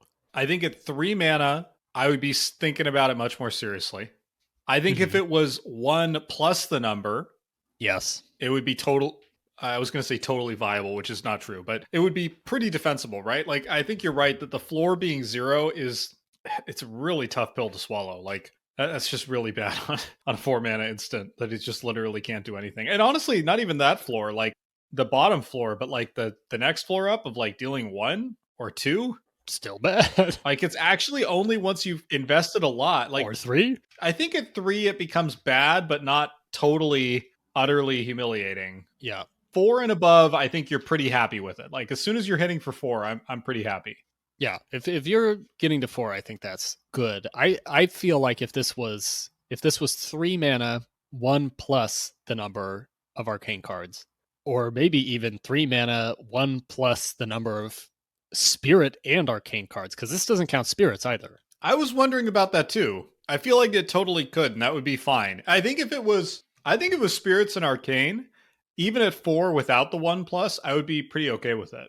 Yeah, then, maybe it's worth considering in sort of like a Rakdos Spirits deck or like Gruul, Aggro, Soul Shift, something. Like, that's kind of interesting, but only counting arcane cards. This is one of the few cards where I've looked at it and been like tempted to just have it be different in our cube, just like change this card to make it something viable. Yeah, no, someone asked us on Reddit recently, I think it was Vivander, would you consider custom cards or editing cards? And I said no. But honestly, there are these little cards like this where I think if you just tweak this a little bit, you could keep the heart of the card the same, but actually create something new and fresh and different. But I also worry that that's just a rabbit hole that I don't know that... I feel like I've given Kamigawa a year of my life already, plus the year I gave it when it came out, and I don't know. I don't know that I want to go that deep. Yeah, it's an interesting thought experiment, but I don't really want to go there. So I'm still torn between my crazy build around 3X and like an Instacut. Do you think there's room for something in between here? I mean, it's like the other arcane spells we've looked at, or Frostling, where I just don't know what the between would be. It's either you're just out because it's too bad, or you're all in because you want to make it possible. I almost want to have one in as a build around, almost placeholder, so that as we're going back to look at other things that we maybe need to evaluate that are maybe named 100 Talon Strike, we can kind of keep this arcane spellslinger idea in mind. I feel like we need to start making a list of all the key decisions we need to revisit in that kind of mid-season or mid-block check-in episode. And I think the arcane deck is one of the biggest ones. It's this really key part of the block's identity, but the cards are bad and it's super parasitic. And I think we just need to sit down and kind of look over everything we've talked about so far and evaluate, like, what do we need to do? What do we do about this deck? Just decide, are we in or out? Okay. So what do we do with this? I like your build around 1X just so we don't forget about it. Yeah, I want to be able to turn the dial and not lose it. All right. Okay. Next up, we have Ishi-Ishi Akki Crackshot. 1 and a red for a 1/1 legendary goblin warrior. Whenever an opponent casts a spirit or arcane spell, Ishi-Ishi Akki Crackshot deals 2 damage to that player. And then the flavor text says, "Here fell Ishi-Ishi, king of the flaming pebbles, scourge of the mountain kami, lover of goats. May his shell never burn." Cave inscription. Honestly, it's rare I actually laugh out loud at flavor text, but that's pretty funny. It's really good. The art is also pretty funny and weird here. Like Ishi-Ishi, as the flavor text suggests, is riding on a goat, really just standing on a goat. who doesn't seem to mind it at all. And the goat is extremely cartoony, like children's book. The whole thing, like Ishi-Ishi, I think could blend in. He could, he could pass. He could pass in another card. Everything else, though, like this goat, this weird little cartoony outcrop that they're both standing on, the completely blank background, it's like feels very out of place, but I love it. This is Christopher Rush. Like this is old school magic art as it gets. We're talking about, the guy here who did, like 1996 world champion is the first card in the list that I've seen. That's not a very good list. Going back all the way here, All Hallows Eve, Abbey Gargoyles, like all kinds of weird Black Lotus. Wow, I feel like we buried the lead. A bit of a swing on this. You did. These some pretty cool stuff like Abbey Gargoyles, 1996 world champion. Plus a little card you may have heard of called Black Lotus. So he's a pretty iconic Magic artist. I think it's fair to say. I don't think someone who wasn't an iconic Magic artist would have gotten away with this art, honestly. But I love it. It's super funny. Speaking of old school, this card itself has kind of an old school vibe play-wise. Like, it's a little hyperbolic, but it reminds me a little bit of Boyle, 3-mana destroy all islands, kind of like old school super punishing effects. Yeah. And like, I don't think it's far off. I mean, 2 damage every time your opponent casts the things they need to cast.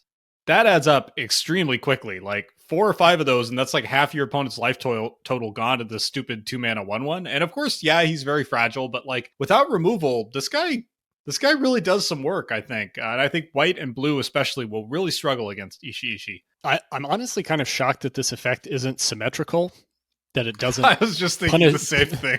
That it doesn't punish you for casting spirits or arcane spells. I'm actually amazed that it's not symmetrical. Do you think you can in this format? Do you think you can main deck Ishi-Ishi? Well, so one thing I've noticed in playtest games is surprisingly few decks fall kind of neatly into the mortal versus non-mortal thing. Most decks have to bridge a little bit. And so I think even if your opponent is mostly concentrated on non-spirit arcane stuff, this guy's likely to trigger once or twice. I don't know, let's play it out. So if this guy triggers once, 2-mana 1/1, deal 2 to your opponent. It's not great, but it's not embarrassing. If he triggers twice, 2-mana 1/1, deal 4 to your opponent, I'm super happy with that. I mean, we just spent a lot of time debating like Flames of the Blood Hand and Ire of Kaminari. So yeah, I think you maybe play this guy even if you don't know. I think this guy might just go in the main deck, which sounds kind of crazy. Yeah, I think you might be right there. I like my first note that I had on him is Ishi-Ishi sideboard all-star. But I think he he does just belong in the main deck. Like, there are not many decks that come together that are either fully into spirits or arcane, or certainly that avoid spirits or arcane, because there's really no payoff in Kamigawa for kind of being on the mortal side. There's no mortal equivalent to spirit craft. So if you are like a mostly mortal deck, there's no reason to avoid spirits or arcane spells. So yeah, I think like Ishi-Ishi is usually going to get a few hits in. So what do you think about rating? I feel like he's playable to me. Playable 1x is where I have him. Yeah, I like that. I feel like he's kind of on the bubble between playable and meh, because there will be, situations where he's just a 2-mana 1/1. But, he'll have this cute goat to look at while he's doing it. All right, let's lock it in. Playable 1x. All right. Alrighty, moving on to Kumano's Blessing. 2 and an R for an enchantment aura. At common, flash, enchant creature. If a creature dealt damage by enchanted creature this turn would die, exile it instead. Whew. That sure seems like an easy insta-cut, doesn't it, Connor? That's a rough one. I think I'd want to see this at about 1 red mana before even looking at it. Not saying I would play it or draft it at 1 red mana, but even to like think about thinking about it. Yeah, I feel like at 1 red mana, I still need it to cantrip. Like, this is just so little value. Yeah. It's kind of remarkable how little value it is. Why on earth does this cost 3? I genuinely cannot understand it. I feel like Arcane, there was a pretty severe overcosting that went into this like Yamabushi ability of exiling things that are dealt damage. They seem very scared of it, don't they? Yeah, and I don't know where that's coming from. Yeah, the art here is also like really goofy. It's like a guy who looks honestly kind of like a luchador. He does. It's like kind of dorky luchador guy with a blue ponytail, wearing one sleeve for some reason, like a mid 2000s anime character. He's like bare chested with one sleeve on his left hand or right hand, and then his other hand is painted white. This is like super goofy looking. Well, he's a Yamabushi. I like his staff. Yeah, no, the staff is very well realized. Yep. Yeah, that's all I got. All right, that's an Instacut for sure. Is this the worst card in the whole episode, Connor? I think so. I think it is. It definitely feels like the most do nothing card we've seen.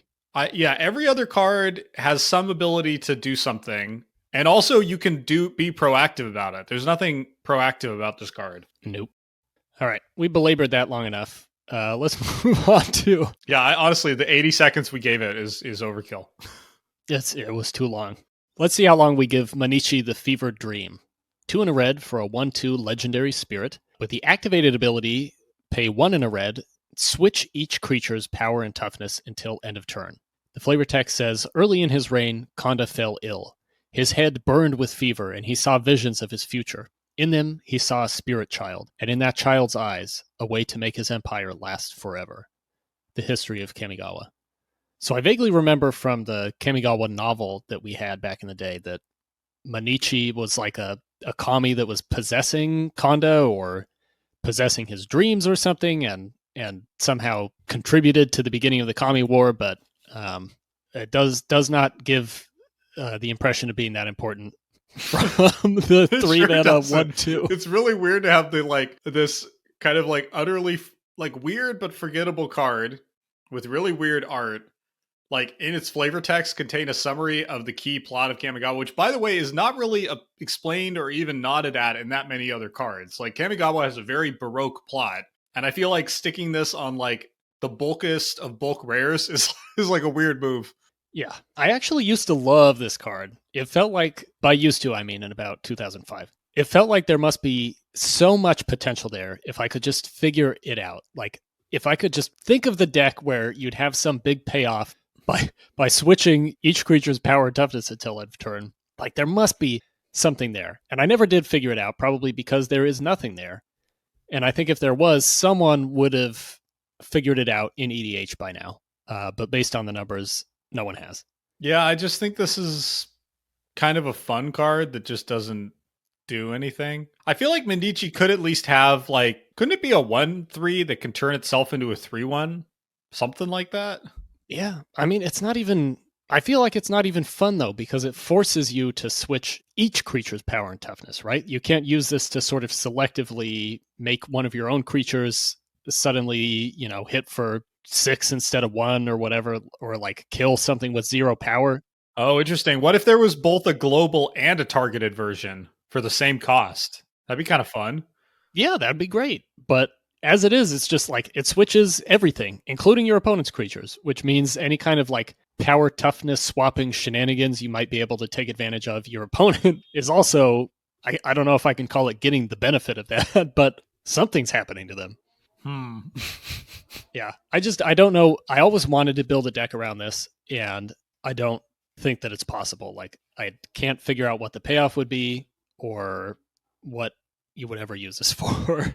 Yeah, especially since you got all these like defender tribal guys running around now, like, Doran and his numerous descendants. Like, there's just no reason to ever play this card, except that it's kind of fun that it's in red. That's quirky. Yeah. Okay, that's an Instacut, right? Absolutely. Okay, let's, spoiler, keep the Instacut train rolling with Ogre Recluse. 3 and an R for a 5/4 Ogre Warrior at uncommon. Whenever a player casts a spell, tap Ogre Recluse. Flavor text. Those ogres who did not embrace Oni worship were cast out, cursed, and forced into hermitage, waiting for the day the Oni would come for them. The History of Kamigawa. I just feel bad for this guy. Like, he gets persecuted because he won't worship demons, which is very unfair. And then he gets saddled like with this terrible, terrible effect, which is just cruel. I don't know. This card is terrible. It's an Instacut. It's not fun. It's not interesting. I would happily not only play Frost Ogre over this, I'm going to say somehow Frost Ogre manages to be more interesting than this, despite being a vanilla creature. Oh no. Yeah, I hate this card. The only interesting thing is I guess flavor mechanic connection of, the recluse retreating back into his cave every time the Oni show up, which apparently means anyone, including you, casting any spell for any reason. I like that. That feels like a precursor to Nora the Wary, doesn't it? Oh, yeah. But much less fun and interesting. Yeah. Okay. Insta-cut. All right. Get him out. All right. Next up is Overblaze. 3 in a red for an instant arcane. Each time target permanent would deal damage to a permanent or player this turn, it deals double that damage to that permanent or player instead. And it has Splice onto arcane for 2 red. And I don't think we've had any Splice cards so far this episode, so if you're not familiar with that mechanic, Splice lets you reveal the card from your hand and pay its Splice cost as you cast another arcane spell, and then if you do, you add this card's effects to that spell. Oh boy. Oh, this card. I couldn't help but thinking of the new, I think this is the third time I've mentioned this card this episode, but the newish Dominus in red from All Will Be This One. Dominus is dominating your thinking. He is. He's one of the first All Will Be One mythics that I open. So he's really taking up a lot of space in my mind. He's living rent free, as the kids say. Sulfim also costs 4 mana, but he comes with a 5/4 body. Instead of targeting one permanent at a time to double damage, Sulfim just applies doubling damage to any source you control that deals non-combat damage. Connor, what happened here? Can also make himself indestructible. What, like, this is so bad. Seriously, what happened? Why is this 4 and 4 to splice? Yeah, I like how the splice is actually more onerous. Even harder. Yeah, because there's 2. It's double designated. Oh. This card also has, we shouldn't talk about it too much because it doesn't deserve it, but this has like the most Ron Spencer art of all time. Mm-hmm. It's just like endless bulging muscles. You almost but you can't even tell what's going on. There's so many bulging things. Like, I don't know what's happening in the middle part of this frame. I mean, I get that it's a kami and it's supposed to be weird, but it's so weird that I'm like baffled by it. Kind of just muscle. Yeah, it's like a muscle. It's a muscle kami. Okay, let's talk about Patron of the Akki next. Patron of the Akki is 4/RR for a 5/5 legendary spirit at rare, and it has Goblin Offering. You may cast this card anytime you could cast an instant by sacrificing a goblin and paying the difference in mana cost between this and the sacrificed goblin. Mana cost includes color. And then, whenever Patron of the Akki attacks, creatures you control get +2/+0 until end of turn. Okay, so this is part of the patron cycle, kind of strange cycle that has this offering mechanic that appeared only in Betrayers of Kamigawa on 5 cards and never again. This is, I think, maybe the best, or at least most straightforwardly good of the patron effects. Like, +2/+0 it's just a nice thing to have, Connor. It's just like it's just a great kind of effect. It's the kind of effect you want in the world. It is a pity you have to swing in with the patron to get it, rather than it just boosting your attackers passively. Like, that's actually, I think, a pretty meaningful downside here. But overall, I like this little guy. Or big guy. He's pretty large. He's a very, very big guy with a very big mouth, which is kind of... Man, does he have a big mouth. Yeah, that's really a trademark of this cycle of patrons, is they all have just enormous maws. I do like that the flash upside of the offering mechanic is kind of more relevant here, since it can let you swing in, the turn after you flash it in. Yeah. It's not super relevant, but on the other patrons, it just feels weird and almost meaningless that they have, the offering mechanic lets you flash it in. Here, it's like, at least theoretically, helping you. I feel like in general, this one hangs together a little bit better than some of the other patrons. Like, it does. The worst by far is the Kitsune patron, which is just like a jumble of confusion. Like, it just makes no sense. It doesn't have anything to do with the Kitsune mechanically. It doesn't make a lot of sense that the Kitsune would let this demon thing eat them. Like, it's just dumb. But like this card, goblins would totally sacrifice one of their own to get +2/+0. It's very on brand. I also really love the art here. I like that we actually see the creature being sacrificed, which, again, is not present in any of these other patrons, despite all of them being about eating things. So I like the focus on the victim here. I like this simple, strong composition. I like that the color palette here is all red and yellow without looking cheesy. It's just like a big old classic monster, and I like it. Okay. When you said it's all red and yellow without looking cheesy, I was thinking like actually cheese, like it's Are a you patron hungry? of I the mean, I know pizza we've or been recording a something. while, Connor. I was actually sneaking burrito bites in Oh no! while you were talking. So yeah, I mean, patron of the Akki kind of is like a large cheesy burrito. He really is. He's actually. Do you think subconsciously you got a burrito because of this card's art? I think that must have contributed to it. Huh. It's a pity that they didn't have burritos in Kamigawa, because the Akki might have been able to convince this guy to eat burritos instead of goblins. Yeah, he seems pretty determined to eat this goblin. He does. But burrito offering. It could be a super obscure unset card for like you and me. There's something there. There's something there, damn it. Okay, what's the rating on this guy, Connor? So I have him as playable because I think that the +2/+0 is actually pretty relevant, and 6 mana 5/5 is not too terrible. I had him at meh, but I think you're right. I think this is a playable 1X. All right. Okay, we've got another fairly expensive creature here, Ronin Cliffrider. 3 RR for a 2/2 human samurai with Bushido 1. And then whenever Ronin Cliffrider attacks, you may have it deal 1 damage to each creature defending player controls.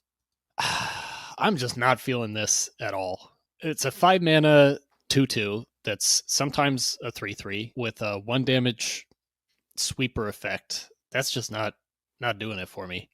I really struggled with this guy. I actually skipped over the cell for rating it several times because I couldn't really figure it out. I do think it's a little better than it looks. It outright kills like 96 out of 350 creatures in the cube, so a little under a third. So does first Volley. Yeah, but this can get a 2-for-1 or a 3-for-1, maybe. Probably not. I also think the stat line here looks worse than it is. Like it's a 2/2 for 5. Okay, yes, okay. But actually it's kind of like a 3/3 for 5 because it has Bushido 1. And because of this 1 damage thing, it's really more like a 4/3 for 5. I think you're just adding numbers at random. and then when you think about it, Connor, how does it get when you think about the 4 that his mount has 4 horns instead of the normal 2, that's worth an extra probably 2 power and toughness. So where does that leave me? I think he's at a 6/5 for 3. Is that right? Yeah. I think that leaves us lost. Okay, anyway, so where I actually think that leaves us is I think it leaves us with a 5 mana, like sort of 3/3 that basically gives your opponent like 1 headache round of combat. That's not that good. Mm-hmm. It's a tough one to read right after Patron of the Akki. You know, I feel like Patron of the Akki does like a better version of this without all the like kind of migraine inducing nuance. And at a, much better rate too. Like I just can't get over the 5 mana 2/2 here, right? Like he has the Bushido 1, but if you're swinging at me with a 2/2, I'm just gonna take it. I just can't miss the sense that this is like a one-sided sweeper and that there's something to that. Well, okay, what would we value let's say just a sorcery or instant that deals 1 damage to every creature your opponent controls? What would we value that at? I'm asking you because I don't know. Like 1 R, and we wouldn't be that happy. Mm-hmm. Yeah. So. Can I read you a contemporary review of this from Zvi Mauschwitz? Mm-hmm. Professional driver, closed course except for that cliff area over there. Do not attempt. 1 star. At the meeting to decide which cards would get that push that makes them viable and constructed, I would have supported Ronin Cliffrider and pushed for at most 2 RR, but my side did not win the day. You can't pay 5 mana for this, and I don't expect anyone to try. The effects just don't add up to enough. Okay. All right. I think Zvi Mauschwitz has given me air cover to say we can insta-cut this guy. Yeah. Let's say goodbye. No, I think it's a meh. Actually, I think it is a meh. And the reason is because we've cut so much this episode. I'm worried Red is going to be depleted in numbers, Connor. This is just a mercy meh then. Okay, fine. It's an insta-cut. Fine. Okay, let's talk about Shinka Gatekeeper. Shinka Gatekeeper is 2 and an R for a 3/2 ogre warrior at common. Whenever Shinka Gatekeeper is dealt damage, it deals that much damage to you. Flavor text. Understanding is not a virtue of the ogre. Do not seek to reason your way into Shinka Keep. Kiku, Knight's Flower.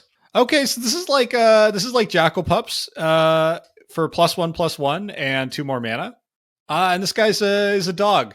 He's terrible. At 2 mana, this card I think would have been a house, or at least really interesting. Or maybe if he had haste. Or maybe First Strike, which would be thematic as well, right? It's tough to get through the Gatekeeper, but once they fall, you're very vulnerable. But as he exists, this card is just a stinker, and I don't like him. And I think he's an instacut. Yep. Just bad. Like it's just a not even fair, a less than fair to you, Jackal Pup. Yeah, I mean, I think you have in your notes, this is kind of what a 3-drop should be anyway. It should be like a 3/2. That's sort of the least I would want from my 3-drop. Even back then, this isn't cutting it. But it is getting cut. Okay, let's go to Sowing Salt. 2 red for a sorcery. Exile target non-basic land. Search its controller's graveyard, hand, and library for all cards with the same name as that land, and exile them. Then that player shuffles. This is the 4th card in a cycle of reprints from Urza's Destiny that we've seen that all have this effect of exiling a thing and then searching your opponent's basically everything, graveyard, hand, and library for everything with the same name as, and exiling those too. And I think I've said enough about this cycle. I'm pretty done with it and pretty done with this card. Yeah, I think it's pretty bad. It's also ironic that there are these land destruction payoffs that we've been talking about that don't work with this card. That is a great point. Very unfortunate. No credit for exiling. Before we cut this card, I do want to say I really, really like the art here. I think it's worth looking up. It's very fairy tale. It's got these bright, sharp lines. It's got this kind of almost HDR-like lighting of like super, super white salt and bright yellows and this deep, deep, dark shadow on the right side of the composition. I like the like very painterly kind of abstract quality on the salt and the goblin. I just really, really like the art here. So hats off to Hideaki Takamura for this one. Yeah. It looks like he also did both Gut Wrencher Oni and Pain Racker Oni, which were a couple of big demons from Champions that we liked a lot. Yeah, I think those were some of our favorite art pieces of art from that set. And also Blizzard Spectre, which is a pet card of mine from Cold Snap. So only 29 cards to Hideaki's name, but some of them are real bangers. Yeah. Instacut though, right? Yeah, it's an Instacut. Okay, cool. All right, next up we have Torrent of Stone. 3 and an R for an instant arcane at common. Torrent of Stone deals 4 damage to target creature. But it has Splice onto Arcane. Sacrifice 2 mountains. I really, really like this card. I don't think it's super strong, but I think it's interesting and textured. You know, of course, it reminds me of... What is it? Fire Blast? Is it Fire Blast, Connor? What is it? What does it remind me of? Fire Blast. This is absolutely a callback to Fire Blast, which was first printed in, I don't know, Visions, I think. Fire Blast is 4RR. You may sack 2 mountains instead of paying its mana cost, and it deals 4 damage to any target. So this is like a Fire Blast that's worse in every way, in that it can only target creatures and requires you to have arcane spells to splice onto it. But I think a bad Fire Blast is still pretty good in this context. It's not really a 3-for-1. It's more like a 2-for-1 when you do this, because you get to keep the Torrent of Stone in your hand. And I think, you know, if you splice this once and then cast it again, taking out 2 different targets at the cost of 2 mountains and a card, I feel really good about that. I think that's a great rate. And 4 damage is a lot. That kills 92% of the creatures in the cube. Now, admittedly, some of the creatures it misses are the dragons, which is bad. But I don't know. I think this card's pretty good. Yeah, it's kind of tough to evaluate because, I mean, on the one hand, it does kill 9 out of 10 things in the cube. But 4 mana is a lot. It's not insane, but it's not a little. 2 mountains feels very painful, at least if you're, you know, trying to play this and get some tempo back. But I mean, I guess I could see splicing this fairly late in the game when you're not really doing anything with the mountains anymore, and then you're pretty happy, but you also need another arcane spell to splice onto it. So I want to try it, but I'm really not sure how it's going to play out. Yeah, I don't think it's a tempo play though. I mean, it's because it's poor tempo. I think it's like a late game, like, oh wow, I drew this off the top and now I've got reach kind of feeling. Yeah. Yeah. I also think, I don't know, let's contrast this with like pull under from Champions, right? Which is like 5 and a B for target creature gets -5, -5. I mean, I feel like this is in that same ballpark. It's not amazing, but like, let me put it to you this way. Like, are you ever cutting Torrent of Stone from your deck? I don't think so. Yeah, probably not. I mean, I think there'd be situations where I have it in hand and I'm not like thrilled about it, but I don't know if I'm ever cutting it. So Yeah, I feel like this is just like okay removal, which is something that honestly is sort of lacking in this block. Like, there's not that much okay removal, especially in red. that's very fair, and especially in red that can actually hit something Ashen Monstrosity sized or larger. Yeah, I had this at a Meta 1X. I think I could even see that number creeping up. I don't think it needs to start there, but I do think we may find like the cube would be better with a little more removal. Yeah, I think that's probably right. Okay. Yeah, let's go with Meta 1X. All right, and closing things out today, we have Twist Allegiance. This is 6 and a red for a sorcery, and it says you and target opponent each gain control of all creatures the other controls until end of turn. Untap those creatures gain haste until end of turn. So for 7 mana, you and your opponent just swap all your creatures for a turn. This card is basically anything from a 7 mana do nothing when you're ahead to 7 mana win the game when you're really behind. To me, that does not sound very fun to draft or play 90% of the time. So it's an insta-cut. Yeah, I think the problem with it, well, one is, as you said, it's very polarized in not a very good way, but also it's not like you can't be a little bit behind and have this win the game, right? Like, you have to be so far behind that your opponent has like outvalued you to the point that they could kill themselves in one shot. You know what I mean? Like, Yes. like this doesn't just happen when like you're at 11 or you're at 9 and they're at 12 and they have one more creature and you're worried about, their inevitability, right? Like, things have to have gone seriously wrong for you. Yeah. Like, part of me likes the idea of that very polarizing, ridiculous top deck where, you just happen to draw this when you're a turn away from losing and go, oh, I guess I just win now. Yeah.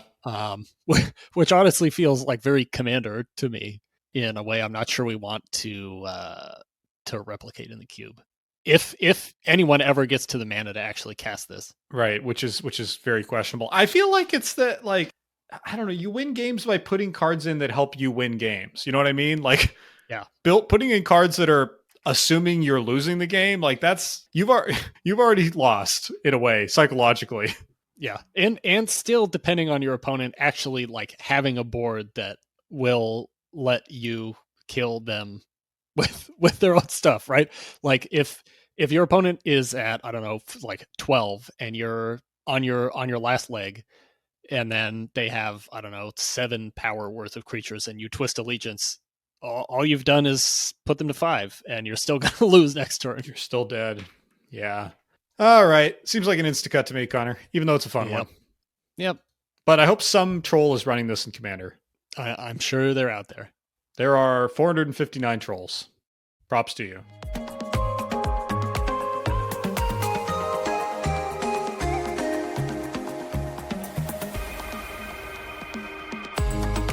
Well, Connor, thanks so much for a real Crackshot episode. And I hope this fevered dream of 30 red cards in less than 2 hours hasn't caused our listeners to feel they're trapped in a clash of realities. Oh, wow. Yeah. Whew. Follow the show on YouTube or your favorite podcast app. If you're a new listener, it helps you not miss our occasionally intermittent episode release schedule. And if you like the show, and if you made it this far, I think you probably did, comment on Reddit, comment on YouTube, like, subscribe, all that stuff. It really does help us out. It's exciting. It's fun to hear from you. And it helps new people discover the show. And maybe share it with a Magic playing friend or post it in a Discord chat. Means a lot. If you do have thoughts or feedback, comment, email us, clockspinningpodcast@gmail.com. We're always happy to hear it. We're always excited to hear it. And we'll be back next time with, I don't know, maybe some Betrayers of Kamigawa cards, maybe another art review, maybe something totally new. We'll all find out together. But until then, I'm Austin. And I'm Connor. Thanks for listening.